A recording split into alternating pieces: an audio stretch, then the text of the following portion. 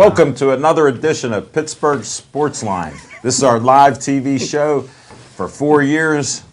We've been live at 7 o'clock to 8 o'clock each week. Thanks for watching. I'm actually on a little mission here. Before I introduce myself, we got to at least talk about our sponsor, Olive Oil's Pizzeria. We've all had pizza, hoagies. I'm chewing on this last bit of hoagie. Thank you. Wonderful. Frank, you got quite the business. Thanks to Jake, not from State Farm, and Zach, 412-831-1900. Call them up and make sure you order some pizzas. I have a fundraiser I wanted to put out there. I met this young gentleman that's doing a lot of great things out in the community. Smoking Jim Frazier, they got an event this Saturday night. They're actually doing, it's called Arts Greenhouse, is a hip-hop based arts and culture program for Smoking Jim Frazier and the teens that he hangs around with.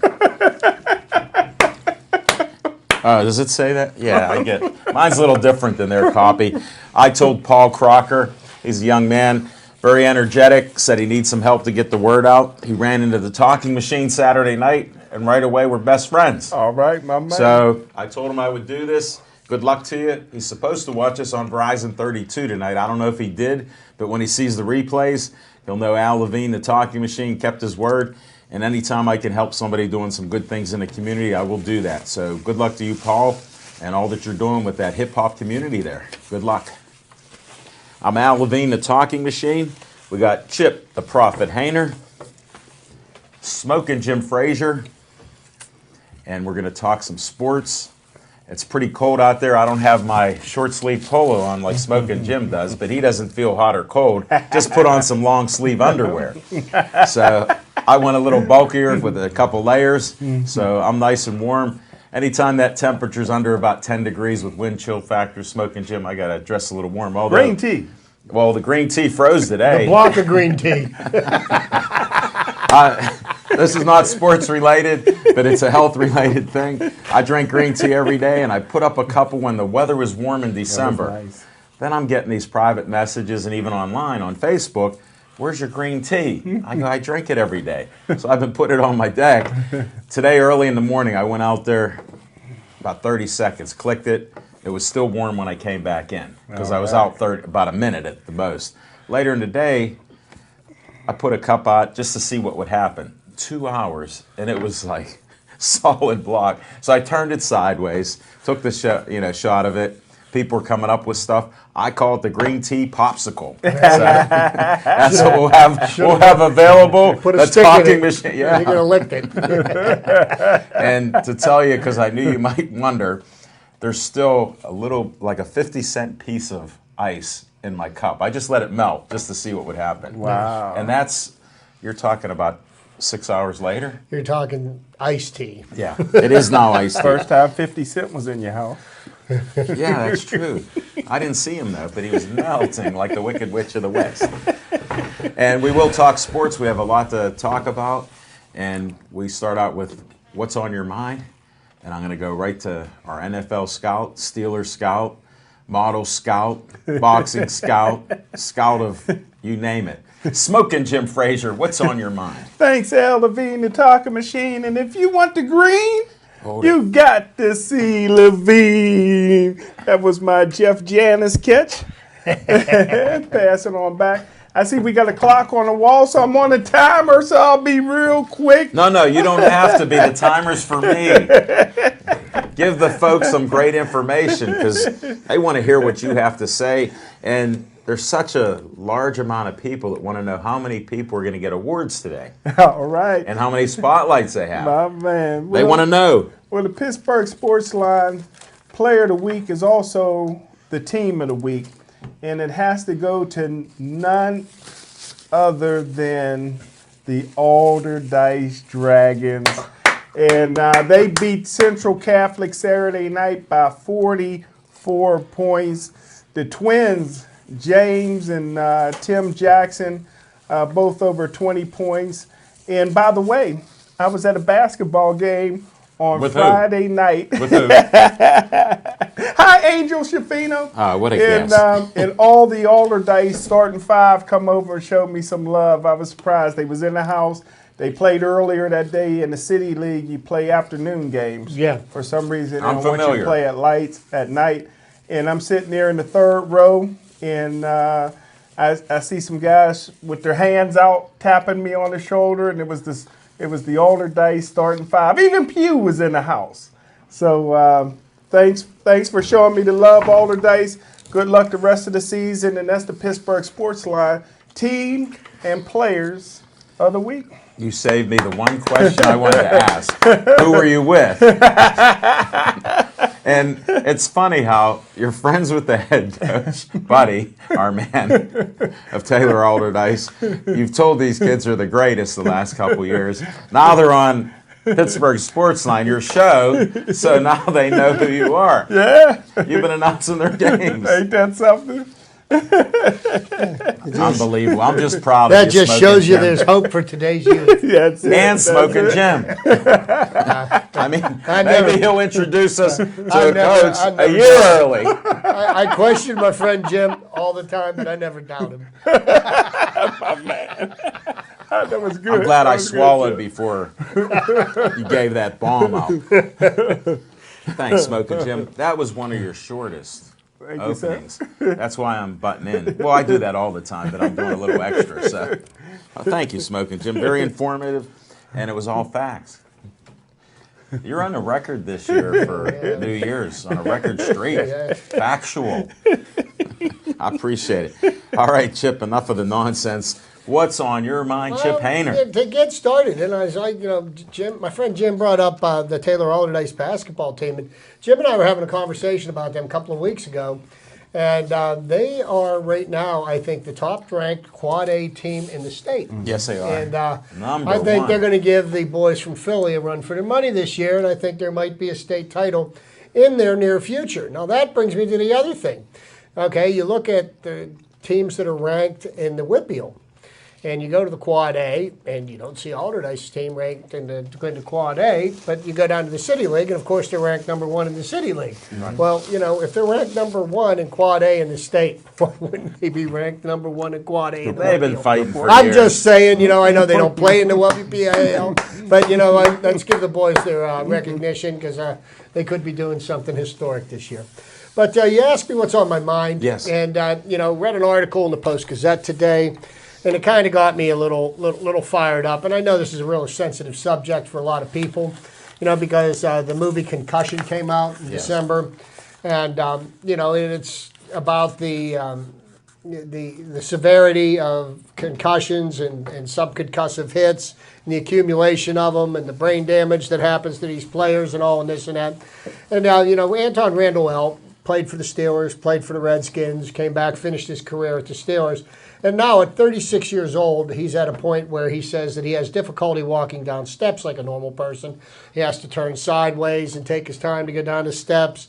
He's got memory loss, I guess you could say, the early signs of dementia or whatever you might want to call Don't it. go to him to ask about that. Well, no, but but here's the thing that and I understand, the work on concussions and how they affect the human beings and how they affect you later on. It's an ongoing process, and it is a serious business. But one of the things that I get tired of hearing from these athletes that they've played professional football and they paid a king's ransom. They got paid very, very well, and they're now trying to blame the NFL and the NFL's doctors on the fact that nobody told them that repeated blows to the head are going to adversely affect you later on in life. And these are all supposed to be college-educated guys, and I'm sorry, I don't think that argument holds water. These guys know what they're getting into. They're paid very well for it, and if they didn't want to do it, they had a choice not to. And then after the fact, while they've got their riches and they can't count them anymore, they want to point the finger at somebody else as being their fault that they've got brain damage, not their own. I understand the severity of head injuries and the research that needs to go into it, but I mean, stop blaming somebody else. That's what my point is. You have to accept responsibility for your actions, and that's all I'm going to say about it. Very good, Chip. No comment either. Okay. Not that I don't agree almost 100% with you, but that's another story. I mean, I'm not trying to minimize the effects on people's brains and how it is, but everybody makes choices. Well, I'll digress a little bit. Over a year or so ago, I said if I were commissioner, I would solve that problem in the lawsuits. You would sign a disclaimer. Smoking Jim Frazier, everybody's a piece of meat. Will you sign this piece of paper that you accept all responsibility for head injuries and other traumatic injuries because of the risk? A 300-pound guy that can run a 4.3 and a 190-pound guy that can run a 4.3, that creates a lot of force. Mm-hmm. And then you get whiplash. Everybody knows how whiplash is because they've known somebody been in a car accident, let alone whiplash every day on a football field. So, I mean, these are things that wasn't at the top of my mind, but when you hear these things popping up, well, why did he sign a contract for quadruple what he had in Pittsburgh when he sees players and hears these things then? It wasn't that long ago that a lot of this was going on about concussions and safety in the sport. And he is college educated. He is a smart guy. I met him, very intelligent guy. I talked to him at a fundraiser at the Post-Gazette. Oh, yeah. And I don't ask for autographs. They gave me one of his autographed photos. Wow. So, but he was smart enough to know all that stuff then. So I feel bad for him. I'll pray for him.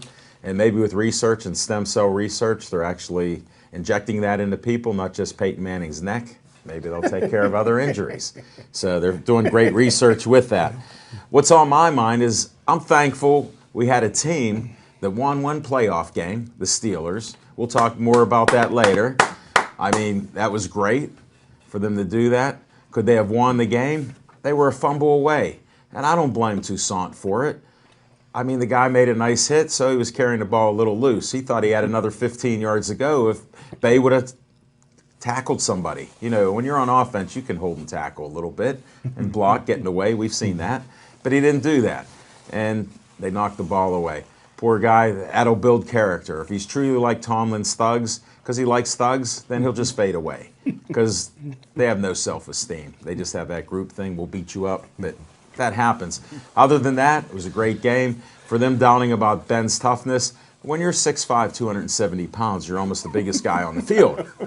Now, sure, they shot him up. He said he would take any pain medicine that they had. Guess what he did? He took every pain medicine that they had. Do other athletes do that? Sure. You think he's worried about anything? He got married because of the Steelers and Rooney. They kept him around. He had 2 kids. He got a wife. These are all known facts. All the other stuff is speculation on my part. He's still the same guy he always was. So I give him credit as one of the best athletes, one of the best quarterbacks ever out there, because his line improved this year. But they still weren't that good on the outside where they were coming in on him. Luckily, he can take a couple hits. Guys are hanging on him. Look at how now they go after his arm. They don't want to just hit his body. They'll hit his arm because they figured out those tree stumps are hurting me, and when I go to hit him in the chest, I'm falling back. So these are some of the things. I enjoy the sport, as you know, but I don't live through the Steelers. I still don't play for them. I didn't get 6 Super Bowls, but I am a fan. I'm still a fan, and I'm happy that they went better than 8-8 because they were great doing what they did. Go Steelers. Glad you enjoyed that. But it was on my mind, because I watch all this. You're going around town, and the schizophrenic Steeler fans, I didn't want to say it. They're all, get rid of everybody. Just to wrap that up, and if Ben Roethlisberger isn't the toughest quarterback in the NFL, tell me who is. Yeah. Well, the other thing, people forget that he can't really run because he got hurt severely, and sure, he gained weight. So if he's 280, I mean, so what? He can throw the ball. I mean, he threw a 50, 60-yard first play, over 50 yards. So we'll let that go. We got one of our... Maybe that second $100 million contract, maybe he'd get an endorsement deal from Slim Fast. No, when he retires. Then Dan Marino and all the coaches, with Coach Shula. With Marie Osmond. And all them. They got and those. Oprah. Yeah. Well, we will see coming attractions, but he's still got a few more good years in him, hopefully. Hopefully that arm isn't shredded. I mean, when you have ligament damage, I'm not laughing about that. I had bursitis and tendonitis in my shoulder, and they gave me needles like this, and they go, This is going to hurt a little bit. It burns, and they put that in. 3 cortisone shots. My shoulder's been great. Wow. So, really? Yeah, you got to get out there in the real world. Not that you ever took a shot. So they probably gave it right in your back, said, you'll be numb a little bit. So what if you can't think? Will you run forward? Jim never saw the shot because once he saw the needle, he fainted. Yeah, see, I didn't faint over the needle. Smoking Jim's there. Just don't show me what you're giving me. They go, can we put that in that baby back of yours? All right, we better go to 2 of my favorite segments on Pittsburgh Sportsline. Fiction and Fact from Smoking Jim's Almanac. Thanks, Al Levine, the talking machine, and I tell you what, it's going to be rather quick because it's what's all this quickness? It's going to be a heart-wrenching segment of. Just tell me how far back you're going. Well, because I look forward to that. Well, you got to realize that I've had season tickets to the Steelers since I was 4, and just gave them up this past season. Time out. The disclaimer is 1986. We have to ask what year that is, and you won't answer that. That's true. But Mario Tempest, I keep trying. Okay, look here. Well, maybe we can narrow it down. Was it before or after the Immaculate Reception? Before. So, and the Pittsburgh Steelers have won 6 Super Bowls. Correct. Which means there was many other seasons that ended in disappointment for the Pittsburgh Steelers. And this season ended in disappointment. And just a couple of things. Number one, I think the most disappointing loss the Steelers ever had on their coaching staff was when they fired Bruce Arians, the greatest coach since Bill Walsh. And probably the most heartbreaking loss in Pittsburgh Steelers history was probably the 1994 loss to the San Diego Chargers. Yes, sir. But the loss that I compare, but the Steelers were favored to beat San Diego. You were only 16 then, right? I heard about that game, yeah. And the loss that I compare this one to the most against Denver, Denver was probably a slight favorite to win the football game, was in 1989. I call it the Merrill Hodge year. Merrill Hodge, the Pittsburgh Steelers got hot down the stretch, beat the Houston Oilers. Merrill Hodge ran for about 120 yards. Yep. The next week, with quarterback Bubby Brister, the Pittsburgh Steelers went to a heavily favored Denver Bronco team, played their hearts out, probably should have won the football game. Merrill Hodge went over 100 yards again. The team rallied around Bubby. The team rallied around Merrill Hodge in the running game. Even Dwight Stone stepped out of bounds at the 7 when there was no one around him. I remember that. That's when I first thought all sports was fixed. Yeah, there you go. But after the season, the Pittsburgh Steelers probably made a mistake. They got rid of offensive coordinator Tom Moore and brought in an innovator by the name of Joe Walton. And I think the Chuck Noll underestimated the overall IQ of his football team. They just couldn't learn the Joe Walton offense.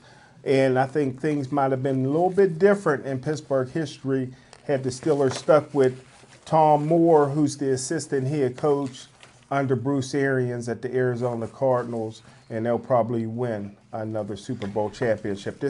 And that's Fiction and Fact from Smoking Jim's Almanac. Go Merrill Hodge! And on another note, Tom Moore is also responsible for the development of Peyton Manning. Yeah. Wasn't he in Indianapolis Well, for all those years? Yep. Tom Moore was there. You know, And, you was question Bruce the IQ Arians. of brain surgeons like Bubby Brister, Tim Worley, Eric Green. These are all Mensa candidates, right? Yeah, they graduated. 6th grade, that was it. They stopped. Thanks, Smoking Jim. Yeah, well, You're on a strong streak in 2016. I can't even question the truthfulness of this. Just can't figure out the age. But you danced around that pretty well. I'm still trying to get it out of you. I got rhythm. I don't know about that. Okay. Devin missed You got that the music in you, huh? Let it come out once in a while. All right, Chip, we got to go to Chip's trivia time. Well, first off, what I'd like to do is I missed last week, and it was the day after our last show that I was on, where the Baseball Hall of Fame announced the 2. enshrinees for 2016. Boo. A much well-deserved hand clap goes out to Ken Griffey Jr. Ken Griffey Jr. has set the record for the highest percentage of the vote of anybody in baseball history. He surpassed Tom Terrific Seaver's record of 98%, where he garnered 99% of the vote, but there had to be just 2 people that felt the need to not vote for him. I would love to hear the explanation as to why. And, this year with the Baseball Hall of Fame, they had 100 less voters because what they did was they weeded out some of the people that still had votes for the Hall of Fame that hadn't written about baseball in the last 10 years. So that knocked 100 voters off of the Smoking thing, Jim, look out. which happened to help only marginally people like Barry Bonds and Roger Clemens, who went up from 37% of the vote last year to 44% of the vote this year. They need to get 75% of the vote to get accepted into the Hall of Fame, and I don't think that will happen anytime soon. Not in your lifetime, Smoking But Jim. being that Ken Griffey Jr. was elected to the Hall of Fame in his first year of eligibility, it made me think of some other athletes that were also elected in their first year of eligibility. First and foremost, with the exception of Roberto Clemente, who because of the way that he passed, they waived the 5-year rule, and he was admitted into the Hall of Fame immediately. 2 Pittsburgh Pirates made it on a first ballot. One of them was Honus Wagner. The other was Pops, Willie Stargell.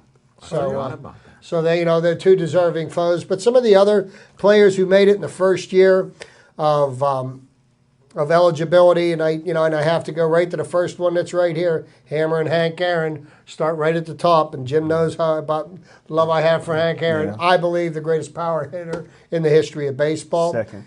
Ernie Banks, also probably one of the best players on the Big Red Machine in the 1970s, Johnny Bench. Yeah. But the list goes on and on. George Brett, Rod Carew, Ty Cobb, Bob Feller, Sandy Koufax. And oh, by the way, it was on January the 19th, 1972, Sandy Koufax was elected into the Hall of Fame, and he was the youngest player to ever be elected into the Hall of Fame at 36 years old. And a lot of people may not know much about Sandy Koufax. I'm sure my friend Jim knows next to nothing. I know Alan knows quite a bit about Sandy Koufax, as well as myself. But in the short period of time that his star burned, and it did burn brightly, he was the best pitcher in baseball over a 4 or 5 year period. Nobody could hit him. Unhittable. At the time when he was forced to retire due to an elbow injury in his arm, he had thrown 4 no-hitters, which was the measuring stick of excellence for Major League pitchers. Yeah. Nobody else had done that at that time. That record since got broken by, I feel, one of the greatest pitchers in baseball history, Nolan Ryan. I watched him pitch many times, but that gets me to the greatest pitcher in baseball history, and it was on January 19th, 1937, that Cy Young was elected into the Hall of Fame along with Trish Speaker. And I do believe Honus Wagner, and if my memory serves me correctly, a certain Ty Cobb in 1936. So, good class. They real good class of athletes. Just wanted to give them some note. And then also on a sadder note, being that Ken Griffey Jr., whose roots were from Donora, Pennsylvania, his father was born in Donora, Pennsylvania, and as a matter of fact, on 1939, I saw a picture of the high school baseball team for Donora High School. Ken Griffey Jr.'s grandfather played on the same baseball team as Stan Musial. Great minor league And player. Stan Musial, unfortunately, on January the 19th, 2013, passed away at 96 years old. Stan Musial, one of the greatest players to ever come out of Western Pennsylvania. Man. Bar none. Here's a guy that had 3,630 base hits in his major league career. He was a switch hitter. He was the epitome of Perfect. consistency. Yeah. He had 1,815 hits from the right side of the plate, 1,815 hits from the left side of the plate. That's unheard of. Yeah. You're never going to see that ever happen again. Let's hope not. Getting back to some other things here real quickly. The Pittsburgh Steelers after their victory over the Cincinnati Bengals had won 34 playoff games, and they tied the Dallas Cowboys for the most playoff victories. Now, of the Steelers' 34 playoff wins, 25 of those wins were shared by two quarterbacks. Terry Bradshaw had 14 playoff wins, Ben Roethlisberger now with 11, Cordell Stewart with 2, and Neil O'Donnell with 3. And that rounds out Neil got more than Cordell? Oh, yeah. Yeah. Because Neil made it to the Super Bowl. Cordell didn't.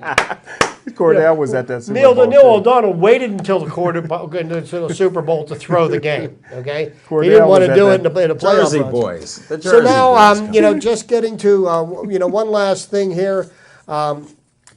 Super Bowl's coming up in a few weeks, and also what's going to happen Super Bowl weekend is that the NFL Hall of Fame is going to announce the enshrinees for 2016. Oh, yeah, that's right. And I want a guy to go over some of the people that are eligible. These are the finalists, and I'm going to... Can I ask one question before you go to your Sure. football? I got a bit of trivia for you both. Do you Okay. guys know why Ken Griffey Jr. wears his hat backwards? No. No, I There's a do little not. bit of trivia. His dad, in my opinion, who should be in the Hall of Fame as well, he always idolized his dad, and his dad's hat was too big for him, so he used to wear his dad's hats backwards, and that's where it all began. And before you go on, congratulations to Ken Griffey Jr., who's never in his life been better than Barry Bonds. Okay, thank you. You can continue. Yeah, guess what he could say? I'm in the Hall of Fame. You never will be. Okay, so for the modern era, okay, and I don't know how any of you feel. Should a guy that kicks the ball through the uprights be considered for the Hall of Fame? Morton Anderson, the leading scorer in NFL history, played 22 years. He's up for election. Steve Atwater, safety for the Denver Broncos and the New York Jets. I don't think so. Ask Christian Okoye. Don Coryell, Air Coryell, coached the yeah. St. Louis Cardinals Yeah. from 73 to 77 and the San Diego Chargers from 78 to 86. He got my vote. Terrell Davis, who did Love his rush for son. 2,000 yards, but the unfortunate thing about Terrell Davis, I believe his career was too short to Yeah, be considered for I'll the never put him Hall in. of Fame. Yeah. Longevity is something that I think is something that's measured. His kids in will that. take care of him. Next, as a head coach, Tony Dungy, coach from Tampa Bay from 96 to 2001. And from Indianapolis from 2002 to 2008, and he Got the finally black won a vote. Super Bowl there. And Tony Dungy did play on the Steelers' last Super Bowl team of the 70s as a defensive back for Chuck Noll. He also became a secondary coach for Chuck Noll and learned to become a defensive coordinator at the hands of the great Chuck Noll. Yes, so sir. he's got a legacy that dates back to the black and gold. Do you so, think he should be in? you know, He got the black vote. see, here's not working out real here's the thing. You know, when I think of Hall of Fame coaches, you know, What do you I mean? think of people like Vince Lombardi. I think of Don Shula. I think of Chuck Noll, and I think of guys that have won, that have coached for a couple of decades. Now, will the criteria change? Because there's a lot of coaches that coached well for short periods of time, but did they warrant Hall of Fame credentials? That isn't for me to decide. That's up to somebody else. I have no don't opinion? know if he will make it this year, but I do wish him well. Now, two first-timers, former Steeler Alan Faneca, believe that he's got a chance to get elected in his first year of eligibility. Sounds possible. And Smoking Jim's favorite quarterback, Brett Favre. Yes! I think he's an automatic He should be shoo-in. the only one going in. And because He might. when I talk about the next one, it's Jim's favorite linebacker, other than Ray Lewis, and that's Kevin Green. Yes, sir. Kevin Green is up for election again, and I do believe he belongs there. Another man I believe belongs in the Hall of Fame, Marvin Harrison. Why are we waiting to Yeah, put him good in? point. This guy had a Hall of Fame career, period, end of sentence. Yes, sir. There is no question. Edgerrin James, he's another running back that I don't know Hall of if Fame, he in my stood book. the test of time. My book. John Lynch, free see it. safety from the Denver Where's your book? Broncos and the My Tampa Bay favorite. Bucks. My favorite. Another first-timer here, Terrell Owens, and I don't know if Oh, he's going right, to get T.O. the popular He's vote because there weren't a lot of people He's that were not. big T.O. fans. I think he pissed off every sports writer in every city in the NFL. So And he still offered to come back now. He said he could play this wrapping year. up the modern era, Orlando Pace, who I feel will probably go in. Kurt Warner, quarterback, is up for it. And I'll tell you the only thing that I think might be in Kurt Warner's favor is that he took 3 teams to the Super Bowl. Okay, he won once. 3? He took the Rams twice, and he took the Cardinals once. Okay, I thought you meant 3 and different. you know, and I mean, you know, you got to give him his props. I mean, for a short period of time, his star did burn bright. But once again, does he have the longevity of a career to make him Hall of Fame worthy? Yeah, that's a now in the senior portion. Somebody that I feel belongs in the Hall of Fame, and our friend J.T. Smith, who was here and sat in Jim's chair for 1 week, was his backup quarterback was Ken Stabler, the Snake. He's up for what Hall is of it? Famer? Yeah, as a Hall of Famer. So is Dick Stanfield, who's a guard from the Detroit Lions in the 1950s, and in the Washington Redskins, and then finally as contributors. And I do believe that this gentleman does belong in the Hall of Fame, Eddie DeBartolo Jr., owner of the San Francisco 49ers from 1977 to 2000. He was the man that was smart enough to hire Bill Walsh and to let him run the team, created the 49ers dynasty. And he built the Century 3 Mall. Yeah, well, that's It was one of the biggest in the time. at its time. But you know, these are people that are eligible for the Hall. We've got our opinions. We'll see who gets in. Very good, Chip. That was the extended version from 2 weeks not talking trivia. Yep, well, sometimes you covered it and more. Yeah, Even got Smoking Jim adding in there. Yeah. It didn't all make sense. if you didn't saw- all make sense. If you saw, I was. I'd like to see I your was throwing kitchen away table. pieces. Yeah, I was throwing away pieces of paper before we went on air. Like this is going, boom, this is getting hacked. I'm glad Smoking Jim doesn't sneeze much. That would have blown everything away. Oh, man. I have to get a glue stick. Yeah. We'll just get those I'll sticky be notes. like Jack Tatum. I'll stick them all over me. Oh, who was that? Lester Hayes. Lester Hayes. Yeah, Lester Hayes with the stick 'em. As we reminisce. On location, we'll be back at Atria's on location there, 7:30 to 8:30. See you on the 25th. Great show. Don't worry about the weather. Just come on out. It's warm inside. Great food specials, Talking Machine, Big Mouth Burger. They may even have a special. They're working on it. Something that'll honor Smoking Jim and his eating abilities. Yes. They saw how you can eat. They said you ate the burger before you left, even though it was to go. I said, no, those rumors are not true. If I may be as bold as to make a suggestion, how about a smoked brisket sandwich? I've never with heard Smoking of brisket. Jim? but- I already had a consult with Smoking Jim. How's chicken? He goes, I love any kind of chicken. So it could be something with that, or maybe fries, because you know how he's a fry monster. You put it in the smoker and you let it smoke. He never ate it. It So just falls apart in your mouth. we'll have to find out, but we're lining up the guests to come on out there, and we might have a few that'll surprise you, and maybe some returning guests and some new ones, of course, like we did last time. It was great. I got the final tally of people there. 60 people showed up. So thanks everybody Great for number. coming out in the cold. We appreciate it. Thanks to all the guests. Taylor Alderdice, you know Dice Sports, you got the good karma. I mean, I only thought you'd win by 20. I think Pittsburgh Sportsline good karma doubled that. Yes, and sir. now, once you're shaking the brother handshake with Smoking Jim Frazier, I mean, I've got Made hit in me the feel chin as they good. go across doing that. So you can't lose now. There's no doubt. It's already in the cards for Dice Sports. So thanks, everybody. We appreciate it. We got to at least close the season out with the Steelers on what your opinions are, maybe a couple things on what you think they need. Like, I know they need a secondary, but then the cap determines a lot of things. We're going to lose some linemen, too.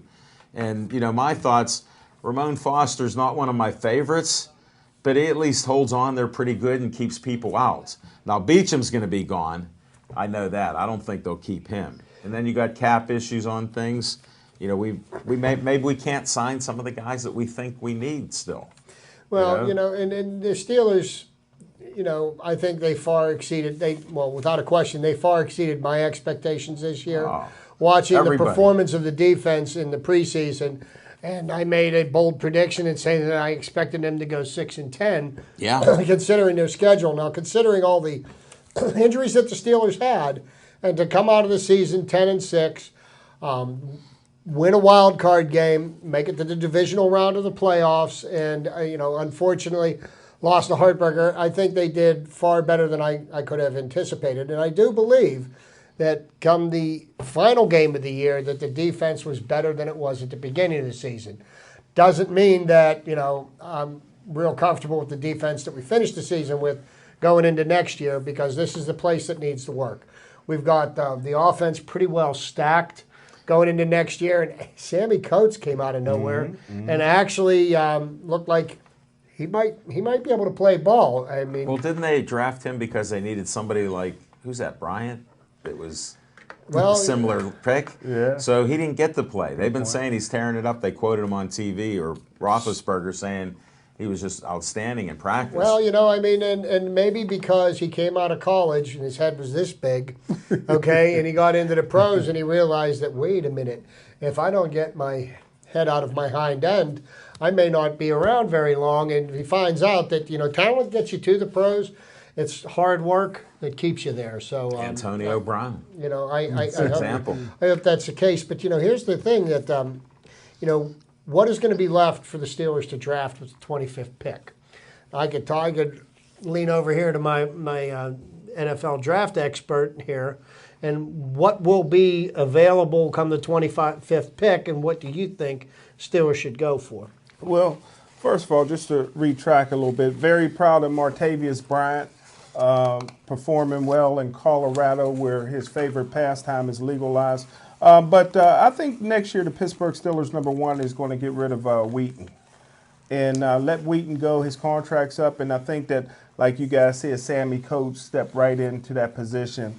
I hate playing the what-if game, but what if the Pittsburgh Steelers get rid of Ramon Foster and put Beecham in at left guard, where I think he best fits, but I don't know if the Pittsburgh Steelers have the foresight to do that. Congratulations to some of the coaches. Munchak, outstanding job. Butler will have another year under his belt. But I look at it this way, Chip, that I'm not sure what the Steelers want to do. I'm sure they'll take the best available athlete, but Pittsburgh Steelers get another first-round draft choice, in my opinion, next season, because Sanquez Goldson comes back. I think Brandon Boykin was a pleasant surprise. I think that the Pittsburgh coaching staff did not want to give up a fourth-round pick, and I think they purposely did not play Boykin, which probably cost them a game or two because we needed a game. They needed a game. There's some games there on the table that they could have maybe have had home field advantage throughout. Wow. But I think next year, Chip, and I think you'll agree, if the Pittsburgh Steelers can stay healthy, they can get a moderate schedule next year. I think it's Super Bowl or bust. I think this is an opportunity now. They blew a Super Bowl, maybe two Super Bowls, by getting rid of Bruce Arians. A couple of those 8-8 teams were good enough to go to the Super Bowl because you had defense then. They had to weed out and pretty much put in a whole brand new defense. I still think the Pittsburgh Steelers are overvaluing which is the most important position on the team, which is right outside linebacker. I would do everything in my power to do it, but they love Jarvis Jones for some reason. They're going to pick up his option in the spring, which will guarantee him close to $9 million in signing bonus money. So that they're not going to draft an outside linebacker when you got that kind of money tied up in the Jarvis Jones. I want to tell you what, I think the best linebacker. And the biggest mistake on the team, not to cut you off, the biggest mistake that the Steelers made in the offseason, I thought Troy Polamalu had a year or two left in him, but the biggest mistake in evaluation of talent was Shamarko Thomas. This is a guy that not only Isn't can he learn. a nice special teams player? He not only that's it? Not yeah, even. Not even. not only No, I'm can, kidding. I'm he's a being tough sarcastic. kid, can't learn the defense, can play, undersized guy, and makes all kind of mistakes in the special team area, like you said. And I'm glad you mentioned Senquez Golston, because that was the one thing that I was going to say, is that we've got a second-round pick. Didn't play a down of football this year, that's had the year to learn the defense. And, hopefully next year he can show why he was drafted so high. But I wouldn't stop there in the secondary. Not by any stretch. I think one of the pleasant surprises, but I think he still needs a lot of work, was Villanueva. Here's a guy that's 6'9", 6'10", but if you've noticed how many times Ben got crushed because he needs to work. He hasn't technique. He hasn't been working it. But who better to coach him than Mike Munchak, a Hall of Famer? But the guy's just got. He's massive. He's like a mountain. I've interviewed him. Last year I interviewed him at Police Palace. Oh, did you? I did. That. Yeah. Wow. Yeah, I just called him out. Good looking guy. Yeah, he is. But call him and I think the better thing that this year may have taught this Steeler team is that next year I think they're going to play with more of a sense of urgency than they did this year. I hope because so. I think they realized walking out of Denver that they blew a very serious opportunity to battle for his championship. Quit crying, Steeler fan. No, not Here, quite. Smoking Jim, enough of this. I got a question for you because you were so down on Butler, and I would have liked to see LeBeau stay also. But I have to give him a little bit of credit because he was sending guys from all over the place. They dumbed down the defense. The defensive playbook isn't as much as it was before. So, I like that because I thought LeBeau should have done that because the talent that he doesn't have, look what he used here as talent, that you were critical of all the players on the defense, even when they were doing well. What do you think what's up with Butler? Well, what I love about Butler is the same thing I love about Green Bay, which is Capers is running the Dick LeBeau offense. Butler is running the Dick LeBeau defense. Over in Cincinnati, Marvin Lewis is running the Dick LeBeau defense. So, they did a great job. But what you have to look at as defensive coordinators, that's why I'm asking. Chip mentions this all the time, and that's why it's hurting Landry Jones, because once a team gets a little bit of film on you, now they'll see the tendencies, because in 60 years, Butler's never been a defensive coordinator, so nobody had film on him. 60 years? Yeah, in 60 years. He's never been. Is that all he is? Yeah, so so they'll get some film on him, but I'm sure that Butler will be the first one to tell you that he would prefer to get pressure from his front seven, and rather than having to send exotic blitzes, because that means that the Jarvis Jones are not getting there like they should. And I want to tell you something. The two things that this defense did this year that it hadn't done the last 2 years with LeBeau, they were getting turnovers. They were getting pressure on the quarterback. They were sacking the quarterback. I'll be honest with you. The one kid who impressed me when he did play is Ryan Shazier. The guy's a football player. I hope that he's got a couple of brain cells left when he leaves the game. He's got to quit leading with his head. Oh, I love that. Does he hit with the crowd? And he gets away with it. Yeah. And I want to tell you what. That's old school. This is what really impressed me on Sunday night. I thought the best linebacker on the field for the Steelers. Sold 92, James Harrison. Yeah. He played like the old James Harrison. Did he run through that running back to get that sack? I'll tell you what. He knocked him on his back. He's got a contract for one more year, and he's up in the air as the way. And I can tell you this: the James Harrison that played for the Steelers this year, I'd take him back as a backup to any of those young kids.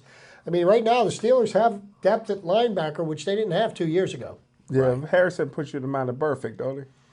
No. No, he doesn't. I don't know how you can say that. 2 Pro Bowlers. No. Yeah. I don't think so. Perfect will never win NFL Player of the Year. Well, let me see. Defensive Player. He put out Le'Veon Bell. He put out Big Ben, and he put out Antonio Brown. And he's been fined more than any other player in the last 3 years. He's got and he's luckily, got fined so much that the next one is going to warrant probably an 8-game suspension instead of 3. Well, the interesting thing, his buddy Al Goodell, Sharpton will put a stop to that. Your buddy Goodell would normally take somebody out of the game. They'd be suspended for a season maybe, because you can't just ignore all that. It's going to happen. It's only time, because he can't help himself. But there's a lot of questions that need to be answered, and a lot of people that. their options are up. But I think the Steelers are we've got a lot to look forward to with next year's football team. It's important everybody stay healthy, and I hope Antonio Brown has enough sense to stay out of that circus on January 30th called the Pro Bowl. He's going.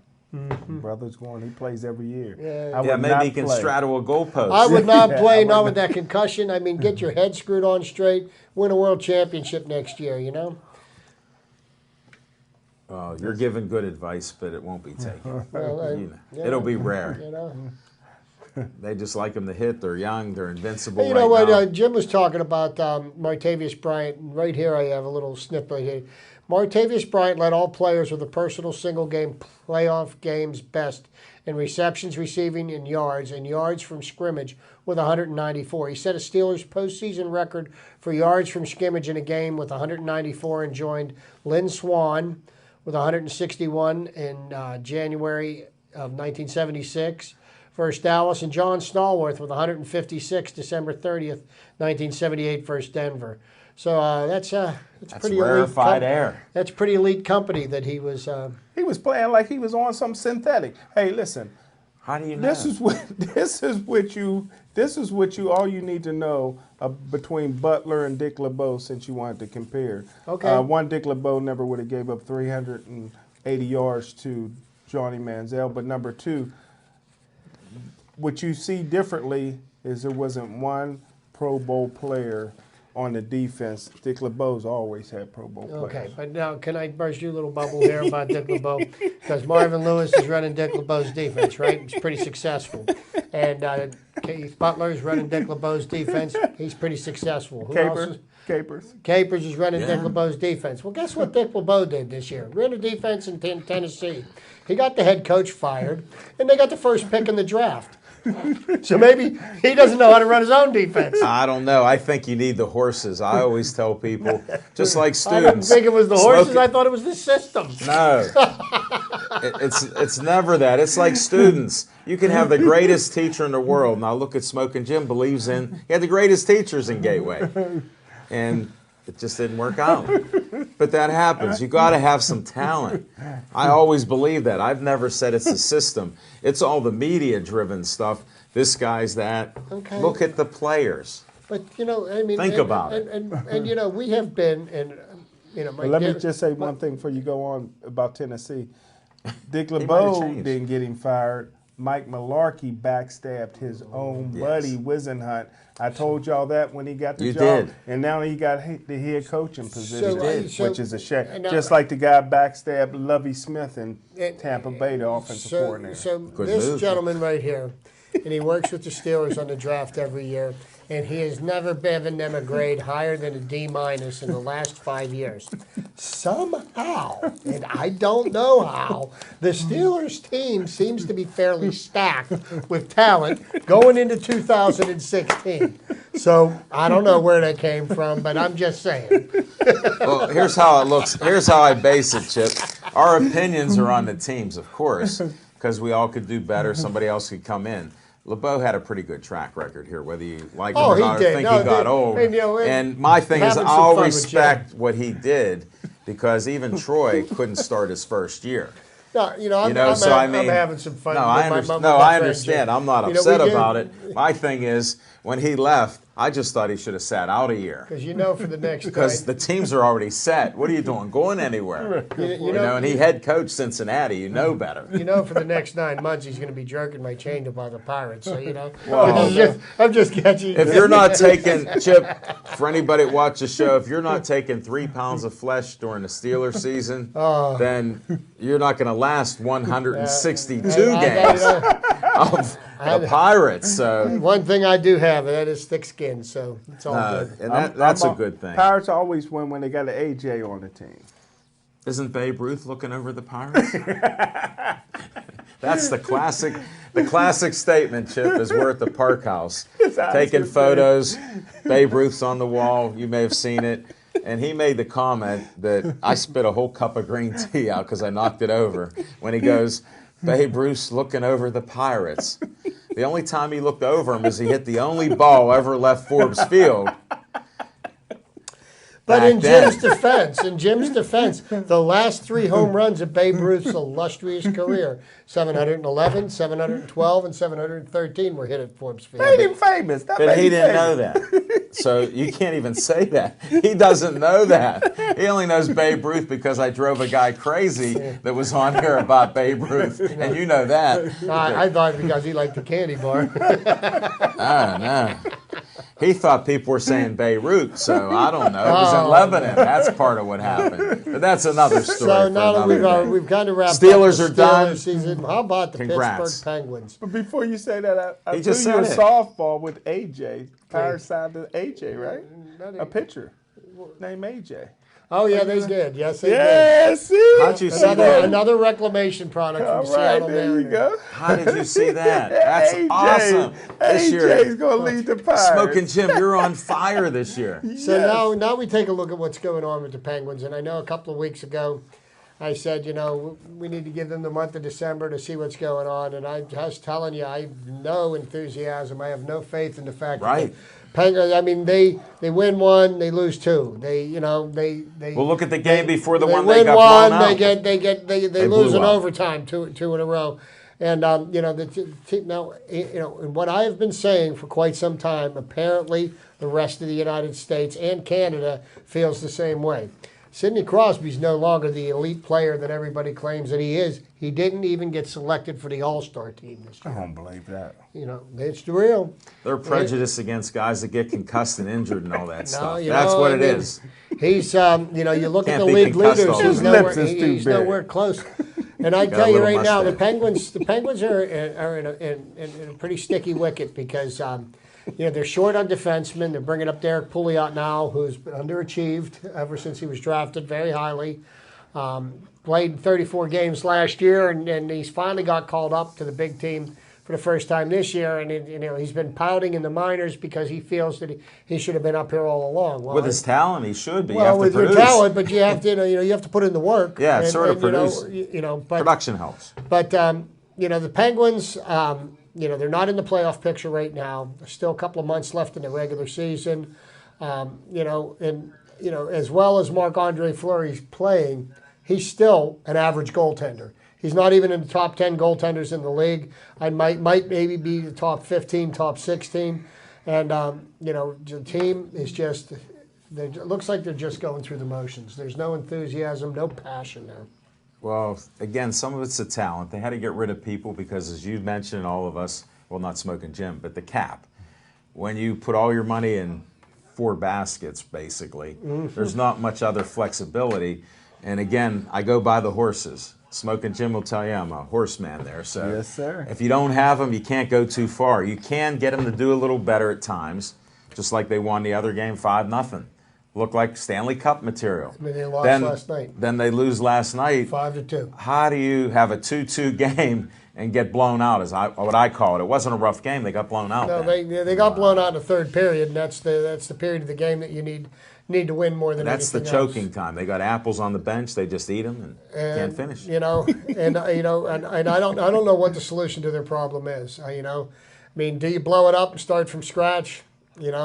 They're stuck in such a position with all these big contracts and no trade provisions in the contract. So they're stuck with players whose salaries they can't move, which limits their options. Yeah, well, I'm still a little bit hopeful because they do show a couple games here and there. With the new coach, I think he's on to something, and I like he yells a lot. He yells at them, and maybe they need that change of pace because he's not going to be here that long either. It happens. When your stars aren't producing, you can't stay. As long as Sid wants him here. Well, he's only going to carry so much of that power. Sid's a changed man. He still has some talent, but he has to do some other moves. When Like, they're selling the team. they're not. Nobody will buy it. They're not. For what they're asking. Quit stirring us up for like $800 million. They were trying to get 750 because what they were trying to do is they were trying to package the team with the developmental rights for the Lower Hill District where the Civic Arena used to really? be. But what happened was they had a big tenant for the building that they were going to put where the arena used to be. U.S. Steel was going to put their national headquarters in there. Well, they backed out of the deal, so now they have a developmental project without a big fundraiser in it. So it's, It makes a difference. And U.S. Steel, like the steel industry, I know you're a little naive on stuff, Smoking Jim, but steel is down and out. They're going broke. Oh, So they're laying off people and everything. U.S. Steel's not what they used to I be. thought maybe U.S. Steel wandered up and looked around further up the hill. No, and they like decided that. to pull out. They like that. Shop and Save's up there now, so they're good about that. Okay, you don't have to worry. I've been in those neighborhoods. He talks about it. We'll move forward on that. Smoking Jim, you notice any more Bucko talk? Any other Buckos they picked No, up? just AJ. Okay. No, There's some 31 other moves they made. But 31 days and started spring training. What and, a waste of time. And I tell you what, I look forward to spring training every year. And for the Grapefruit. 20 years that the Pirates consistently lost and made bad decisions and overpaid for washed up players, every year spring comes and it's like everything's spring's reborn, eternal. and everything's reborn. And I just I love the coming of spring and the baseball season. It's one of my favorite times of the year, and I'm really looking How are you forward to going it to feel this year. without Neil Walker there? Well, Okay. You know what, Jim? Players are like the equipment. They're like the jock straps. They're the baseballs. Oh. They're the bats.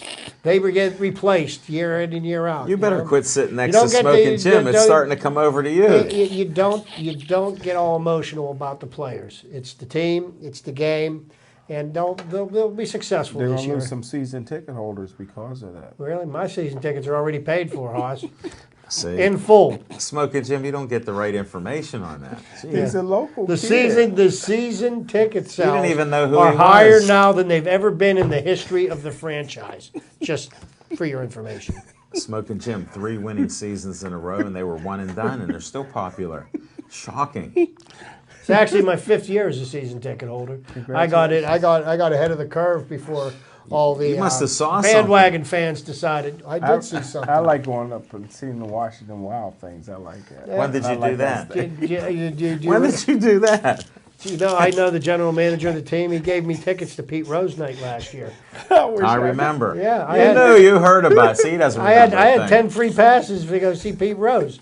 You didn't think I'd Then- stay for the whole game? No, I no. know you wouldn't have. He wouldn't have got there Would you have early. paid $90 to talk to Pete Rose? Yeah, more than that. No, he wouldn't. You haven't paid $90 for anything as long as I've known you. For not a team sports. Well, he does have the season tickets to all the sports at Gateway, and he travels well, only with certain people who will remain nameless. And you know what they said? You pay $90, you can meet Pete, but you're not allowed to mention Rule 21, Paragraph D. Here's what Smoking Jim would say. Who do you like in the game? Whatever game of sport is playing, he'd ask him because he bets on it. He was hilarious during the playoffs. Jim said, You can make me money. hey, Pete, I got a horse up at the Meadows. He bet on horses. I got some inside info for you. What's his name, Old Glue? Yeah. Hey, Pete Rose bet horses too. Most baseball players do. No doubt about it. Well, that was our little entertainment. Hey, I forgot to say, we hit a new high, 5,092 likes. Appreciate everybody liking our show. Thanks for watching us on Comcast 7, Verizon 32 everywhere in the area, Nemacolin, the Cranberry, Wexford. We appreciate City of Pittsburgh. It's been a great start to the year. Thanks to Bethel Park for letting us run all over the country here and promote Bethel Park. We appreciate it. We set that record of over 500 shows as producers. There'll be more stuff coming out about Bethel Park and BPTV. If you haven't liked capital B, capital P, capital T, capital V on Facebook, do that now. And I got to tell you guys that due to the city council and the Bethel Park Council and the mayor, they needed us to move our show from 7 o'clock to 6 o'clock next week. So I told them we would do it and try to do a live show at 6. Tune in to us next week at 6 p.m. and stay Joey strong.